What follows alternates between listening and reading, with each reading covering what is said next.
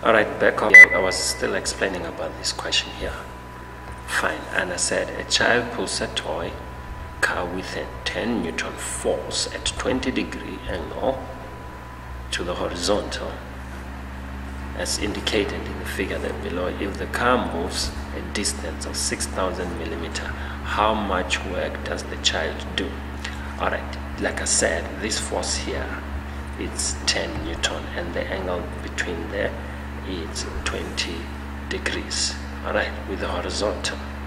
So definitely, if we're to do a small sketching there, the displacement, which is our delta x, equals to 6,000 millimeters, and then the force, of which I'm going to draw in green, the force is actually in that direction, so which is the F, and the magnitude of that is given to us to be 10 Newton. Now we're only interested in the angle between this red line and the green, meaning the displacement and the force, and which is 20 degrees. But before we can go any further, we need to convert that. So delta x now becomes, if you divide it by 1,000, so it's 6,000 millimeter divided by 1,000 will give us 6 meters. So we got the displacement of 6 meters, we got a force of 10 Newton, and we got the angle of 20 degrees. Now going back to the screen, now if we were to write down the data, so our data, it's as follows. Now first let's write down the force. The magnitude of the force equals to, if you go back, you can see it's 10 Newton, or there it is over there.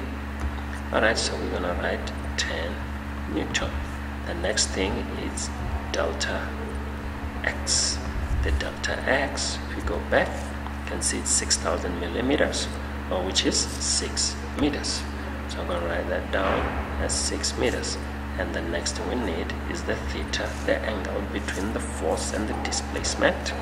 And we can see that it's given to us, which is 20 degrees. So we go put that down, which is 20 degrees. Now this is the information given to us. Now we're looking for the formula. Remember the formula, it's work. It's given by the force multiplied by the delta x times by cos of theta. Alright, now the force value we got there, which has a magnitude of 10 Newton, multiply again here by 6 meters, and then multiply by the cos of 20 degrees. Now if we go here and use this small calculator of mine, so basically I'm at 10 multiplied by the 6, which gives us 60.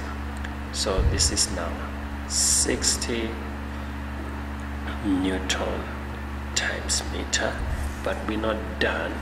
We need to multiply that by the cos of 20 degrees. Now trust me, if you will put that in a calculator, you'll get something about, say, 56, or roughly around the 56 joules. And remember, joules is exactly the same as Newton meter.